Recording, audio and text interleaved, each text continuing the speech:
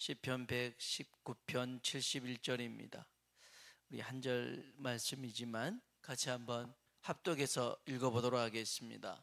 같이 한번 읽어볼까요? 고난 당하는 것이 내게 유익이라 이로 말미암아 내가 주의 율례들을 배우게 되었나이다. 아멘. 한 번 더 읽어볼까요? 고난 당한 것이 내게 유익이라 이로 말미암아 내가 주의 율례들을 배우게 되었나이다. 아멘. 한번 인사합시다. 하나님의 은혜가 당신에게 임하기를 원합니다. 하나님의 은혜가 당신에게 임하기를 원합니다. 아멘. 한 번 더요. 하나님이 당신에게 복 주시기를 원합니다. 복 주시길 원합니다. 아멘. 엊그제 한 성도님과 전화 통화를 했습니다. 얘기를 나누다 보니까요, 삶에 참 고난이 많아요. 또 그 고난이 연속되다 보니까 힘에 부치고 그리고 버거운 상황에 도달한 거죠. 그래도 그 성도님 끝까지 주님만 바라보고 애쓰는 그 믿음이 얼마나 귀한지 몰라서 하나님 앞에 기도가 간절하게 나오더라고요. 하나님, 우리를 향한 하나님의 계획은 재앙이 아니라 생명과 평안이라 말씀하셨습니다. 그러니 끝까지 주님의 손으로 붙잡으시고 함께하여 주시옵소서. 하나님께서 그렇게 힘 주실 줄로 믿습니다. 그러면서 문득 떠오르는 말씀이 있었어요. 한번 오늘 설교 제목인데 한번 따라합시다. 고난이 유익이라. 아멘. 여러분, 고난이 유익임을 믿으십니까? 대답 잘하셔야 돼요. 고난이 내게 유익이다. 아멘이십니까? 그러면 제가 여러분에게 고난이 임하도록 기도해도 되겠습니까? 저한테 기도받으러 오는데 하나님 더 아프게 해주세요. 더 힘들게 해주세요. 더 가난하게 해주세요. 이렇게 아마 제가 기도한다면 우리 목사님이 나를 저주했어 그럴 거예요. 여러분, 고난이 유익이라는 건 알아요. 그런데 고난을 좋아하는 사람은 없습니다. 왜냐하면 고난이 편하지 않거든요. 고난이 즐겁지 않잖아요. 고난은 행복하지 않습니다. 그런데 고난은 따라합시다. 유익하다.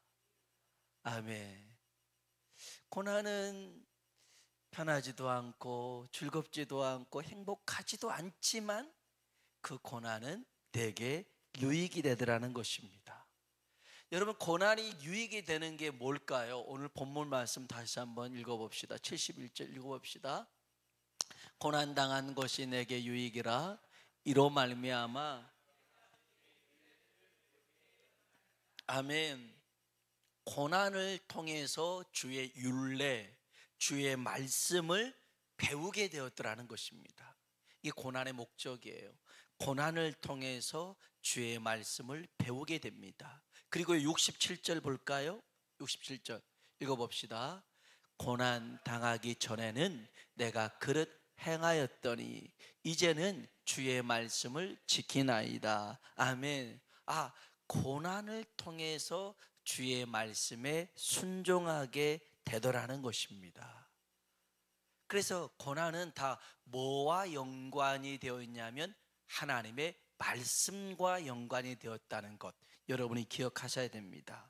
하나님께서 우리를 인생 광야길을 걷게 하실 때가 있습니다. 광야. 먹을 것도 없고요, 마실 것도 없고요, 입고 쓸 것도 없는 그런 시기를 걸어가게 하실 때가 있습니다. 건강에 대한 염려와 걱정과 그런 두려움이 찾아올 때가 있습니다. 어제도 종기 목사님을 만났는데 이제 갑자기 사모님이 머리가 아파 그러니까 기도하게 되잖아요. 그러면서도 자꾸 안 좋아. 그래서 머리 MRI 했지. 그냥 깨끗해. 여보 깨끗하대. 배가 안 좋아. 그래서 또 그러니까 또 기도하니까 평안하는데 그래도 계속 안 좋아. 그러니까 또 대장제청 해보니까 또 깨끗하고. 우리는 삶 속에 이런 염려들이 자꾸만 멀리 있지 않아요. 가까이 있어요. 그런 인생 광야들이 있습니다. 어떤 이는 집 때문에 정말 힘든 시기를 보낼 수 있어요. 어떤 이는 마음 둘 사람 하나도 없기 때문에 정말 쓸쓸하고 외로운 광야길을 걷게 할 때가 있어요.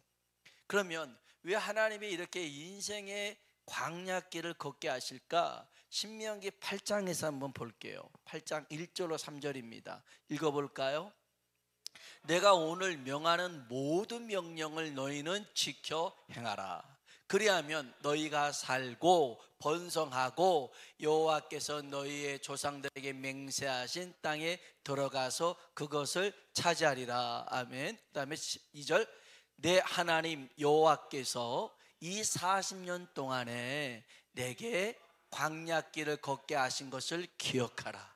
이는 너를 낮추시며 너를 시험하사 내 마음이 어떠한지 그 명령을 지키는지 않는지 알게 하심이라.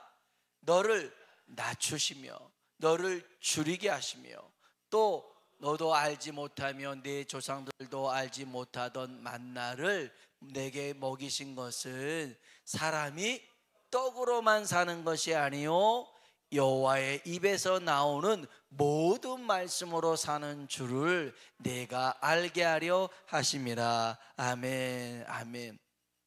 그 광야 40년 동안 길을 가면서 얼마나 힘들었겠어요.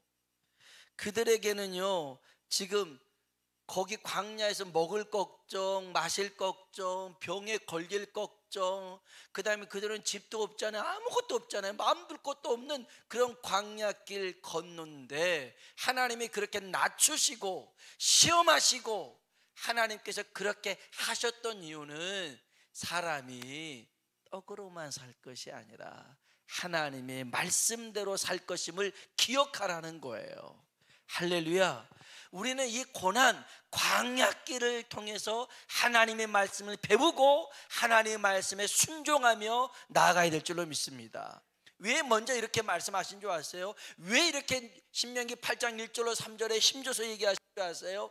11절로 14절 봅시다. 신명기 8장 11절로 14절 읽어볼까요? 내가 오늘 내게 명하는 여호와의 명령과 법도와 규례를 지키지 아니하고 내 하나님 여호와를 잊어버리지 않도록 삼갈지어다. 내가 먹어서 배부르고 아름다운 집을 짓고 거주하게 되며 또 내 소와 양이 번성하며 내 은금이 증식되며 내 소유가 다 풍부하게 될 때에 내 마음이 교만하여 내 하나님 여호와를 잊어버릴까 염려하노라. 여호와는 너를 애굽 땅 종되었던 집에서 이끌어내시고 아멘. 아멘. 이렇게 다시 마지막 절 보여주세요. 보면 하나님께서 이제 가나안 땅에 들어가서 네 손으로 짓지 않는 집에 살게 하고 포도 열매를 걷게 하고 부하게 하고 소와 양들을 많이 거두게 할 때 하나님의 축복 주셨을 때 내 마음이 뭐하지 말라고요? 교만하지 말라는 거예요. 교만해서 하나님을 잊어버릴까 염려하기 때문에 자꾸만 하나님이 먼저 말씀을 심어주고 그래서 기록한 말씀이 아니라 새겨진 말씀으로 우리 마음에 두길 원하시더라는 것입니다. 그래서 고난을 준 거예요. 여러분 성경에 보니까 사울 왕과 다윗 왕을 비교해 보면 거의 비슷합니다. 거의 비슷해요. 다윗만 그랬던 게 아니라 사울도 사무엘에게 기름 부음 받았을 때 성령이 임했습니다. 사울 왕에도 그랬어요. 그리고 사울 왕도요 굉장히 의리가 있었습니다. 백성이 길리앗 야베스 사람들이 어려움 처하자요 가서 그 백성을 구해냅니다.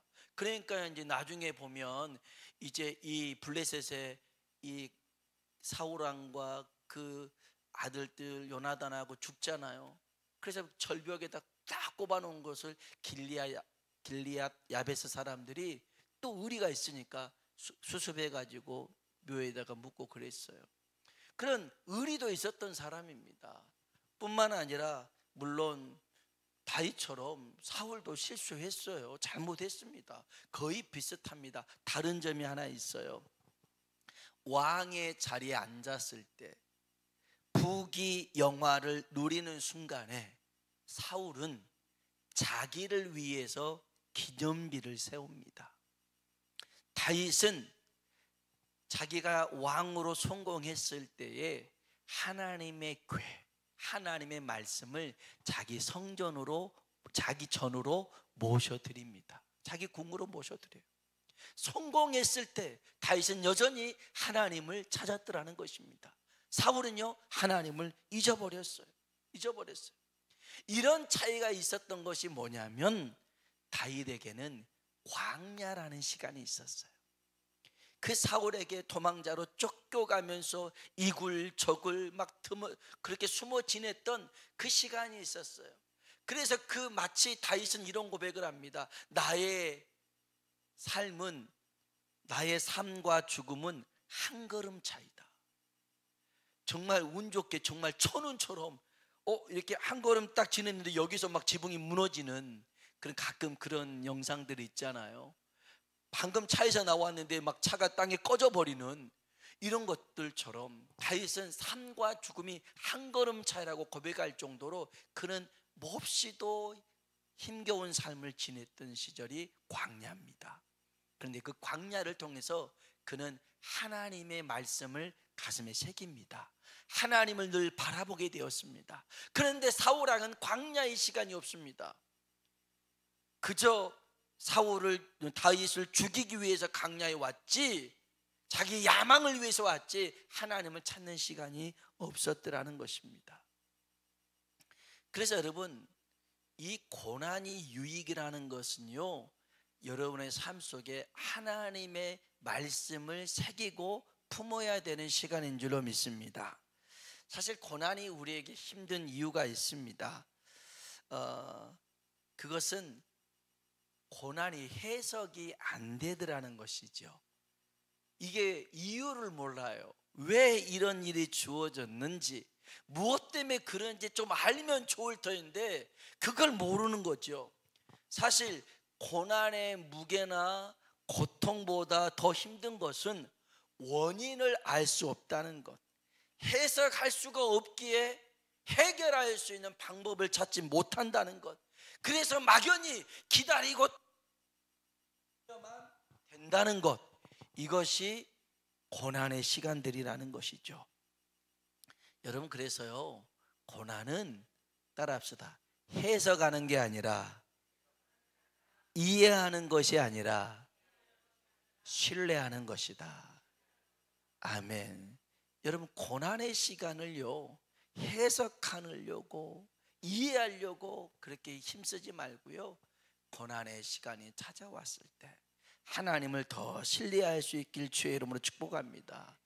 그럼에도 불구하고 하나님을 찾고 구하는 시간이 우리에게 이 고난의 시간이 돼야 되더라는 것입니다. 여러분, 고난이 내게 유익이다, 이 말씀은 나중에 2배 축복이 있을 거야, 그런 의미로 고난이 내게 유익이라는 게 아니에요.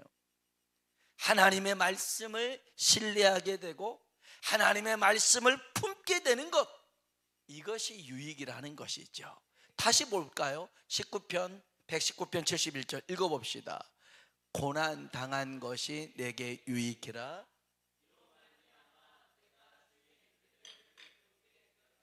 아멘.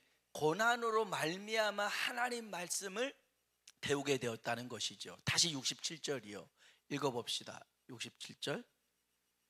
고난 당하기 전에는 내가 그릇 행하였더니 이제는 주의 말씀을 지키나이다. 아멘. 그러니까 고난은 우리에게 힘든 거, 어려운 거, 괴로운 게 아니라, 고난을 통해서 하나님이 궁극적으로 우리에게 말씀하시는 것은 하나님 말씀을 배우고 하나님 말씀을 지키고 하나님 말씀대로 살아가라는 것입니다. 오늘 저와 여러분이 고난의 순간에 놓여 있다면 하나님의 마음을 꼭 기억하시길 바랍니다. 하나님의 마음은 에레미야 예가 3장 33절에 이렇게 기록되어 있습니다. 우리 한번 에레미야 예가 3장 33절. 에레미야 예가 3장 33절에 보면 어떤 말씀이 있냐면, 제가 한번 읽어볼게요. 이런 말씀이 있어요. 한번 따라 합시다. 주께서 인생으로 고생하게 하시며 근심하게 하심은 본심이 아니시로다. 아멘. 이게 예레미야 예가 3장 33절에 있어요. 주께서 인생으로 고생하게 하시며 근심하게 하는 것은 하나님의 본심이 아니더라는 것이죠. 한국의 스펄전이라는 이동원 목사님이 있습니다. 지구촌 교회. 정말 설교도 잘하시고요, 훌륭한 목회자입니다. 근데 이분이 은퇴했습니다. 근데 은퇴하고 이분에게 고난이 찾아왔어요. 시련이 찾아왔어요. 아들 둘이 있는데 이 아들 둘 문제로 인해서 욥처럼 어려움을 당했어요. 근데 그 당하고 있을 때 욥의 친구들이 찾아와 가지고 욥에게, 야, 네가 잘못해서 이렇잖아요. 진짜로 이 목사님 찾아와 가지고 정말 이것이 아비의 죄 때문이다, 이렇게 말하는 사람들도 있었더라는 거예요. 이분에게 이제 큰아들이 있어요. 큰아들이 이제 결혼한 지 얼마 안 돼서 이제 그 릭 워렌 목사님이 쓴 책이 있어요. 목적이 이끄는 삶이라는 책을 이분이 아들이 읽어요. 거기 그러다가 하나님의 소명을 받아요. 그래서 이제 신학을 가야겠다. 그래서 직업을 정리하고 신학교를 들어가니까, 저는 이제 이게 그 국민일보 어제자 국민일보에 나왔던 내용입니다. 그런데 아내가, 그러니까 며느리가 믿음이 없었나 봐요. 깜짝, 아니 이런 목사님인데 아내를 믿음 없는 사람을 만났을까? 아니면 여하튼 간에 남편이 갑자기 결혼한 지 얼마 안 돼서 직업 바꾸고 신학교 간다니까 나는 그거 용납 못해 하고선 집을 가출해 버렸대요. 그래서 아무튼 이 큰아들은 이제 혼자 신학교 가가지고 그다음에 영국에서 이제 박사 논문 쓰다가 갑자기 정신적 공황이 찾아버렸어요. 정신질환이 찾아온 겁니다.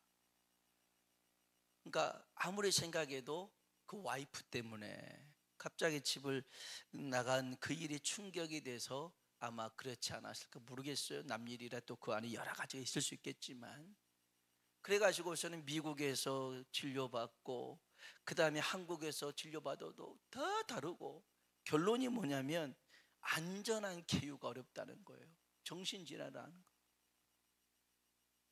그래가지고서는 이제 혼자서 개척을 해가면 이제 그렇게 살아가고 있어요. 또 아버지 설교를 이제 영어로 번역해서 이제 미국에 소개하기도 하고, 그래서 이제 또 그 아버지가 참 아름다운 설교다 상 받기도 하고, 그러니까 자기 아픈 아들을 통해서 상 받으니까 참 이게 마음이 그러실 거 아닙니까? 그런데 두 번째 아들이 둘인데, 둘째 아들이 이범 집사인데 딱 3년 전에 2020년에 대장암이 찾아왔어요. 둘째에게. 미국 대학에서 철학 공부하고 한동대에서 그 대학원에서 법률대학원을 수석으로 졸업을 해요. 국제 변호사를 땄어요. 그래서 뭐 한국의 법무법인, 미국의 뭐 법률회에서 막 변호사로 활동을 하다가 갑작스럽게 암이 발병한 거였어요. 이 아들에게는 이제 아들이 또 하나, 그러니까 손주가 하나 있는 거죠. 이 목사님에게는 아들 하나밖에 없는데 42살 나이에 암이 발병을 해서 이제 투병하게 되었어요. 2020년 10월에 암 진단을 받고 꼭 7개월 만에 세상을 떠납니다. 둘째 아들이 3년 전에 죽었어요. 그래서 위태롭다는 그 소식을 듣고 이 사모님하고 같이 미국 LA 공항에 도착하니까 이미 아들은 죽어 있는 거예요. 그래가지고 거기서 장례를 치르고 화장을 하고 있는데 이 큰아들은 정신질환에 둘째 아들은 그렇게 세상을 떠나니까 사람들이 와가지고 너 네 때문이다 이런 말로 더 힘들고, 여하튼 간에 지금도 해석은 안 된대요. 지금도 왜 그런지 모르겠대요. 그런데 그렇게 장례를 치르는 순간에 천국 한송 예배를 드리는데 하나님이 말씀을 주시더래요. 데살로니가 전서 5장 18절 말씀을 주시더래요. 뭔지 아십니까? 범사에 감사하라. 이것이 그리스도 예수 안에서 너희를 향하신 하나님의 뜻이니라.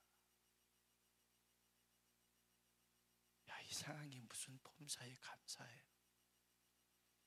이것이 무슨 하나님의 뜻이에요.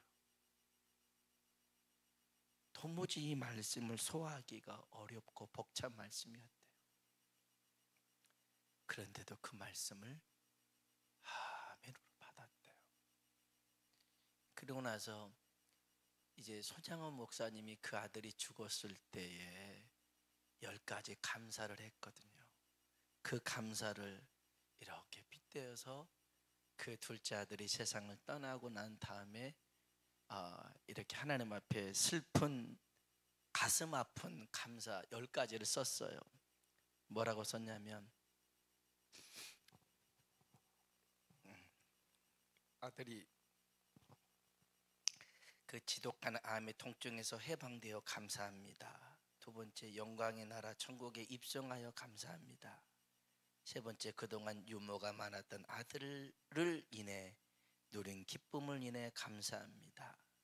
네 번째, 단 한 번도 불평 없이 자랑만 하던 아내와 애교덩어리 손자를 남겨주어 감사합니다. 다섯 번째, 어려서 게임을 좋아하더니 게임 변호사가 된 것 감사합니다. 여섯 번째, 아들의 고통을 통해 예수님을 내어주신 하늘 아버지의 고통을 알게 하심 감사합니다. 일곱 번째, 아들의 암투병을 통해 수많은 암 환자의 고통과 연대하게 된 것을 감사합니다. 여덟 번째, 또한 자식을 먼저 떠나보낸 수많은 부모들의 고통과 연대하게 되어 감사합니다. 아홉 번째, 아들의 치유를 위해 기도한 수많은 중보 기도자들과 한 지체가 되어 감사합니다. 열 번째, 아들이 간 천국을 더 가까이 소망하게 되어 감사합니다. 정말 이 목사님에게 있어서 하나님의 말씀이 전에는 수도 없이 전했던 데살로니가전서 5장 18절, 여러분 범사에 감사해야 됩니다 했는데, 이것이 하나님의 뜻이라고 했는데, 야, 그때도 감사해라. 하나님께서 고난 속에서 그 말씀을 품게 하시는 것이 우리에게 주시는 이유들하는 것이죠. 여러분, 나비가 되어지는 과정을 보면 알이 애벌레가 되고, 애벌레가 한 번데기로 딱 만듭니다. 그리고 거기서 한 9일, 10일, 어떤 녀석은 한 달 정도 있다가 멋진 나비가 됩니다. 한 번은 저도 어렸을 때 번데기가 많이 있었던 것 같아요. 벌레는 실리는데 뭐가 달려있는 거 궁금해서 봤더니 뭐가 꾸물꾸물하길래 그 앞을 주댕이를 이렇게 좀 고생하니까 주둥아리를 자꾸만 찢어주니까 얼마나 손쉽게 나옵니까? 너 나한테 고마워해야 된다. 내가 너 쉽게 해줬다. 근데 이놈이 나오긴 나오는데 날질 못하더라고요. 그래서 금방 죽어버리더라고요. 번데기를 자기 힘으로 뚫고 나온 놈이 날 수 있더라고요. 이게 자연의 순리입니다. 달리 말하면 창조의 섭리입니다. 하나님이 그렇게 그 고난을 통해서 날게 하신 거예요. 여러분, 하나님께서 이 고난을 통해서 우리에게 깨우치는 것은요, 다른 게 아니에요. 하나님의 말씀이에요. 그 말씀이 내 가슴에 품어지고 그 말씀에 내가 순종할 수 있다면 고난이 내게 유익이 될 줄로 믿습니다. 오늘 저 여러분의 이 깊은 신앙으로 나아갈 수 있길 주의 이름으로 축원합니다. 우리 같이 한번 찬양합시다.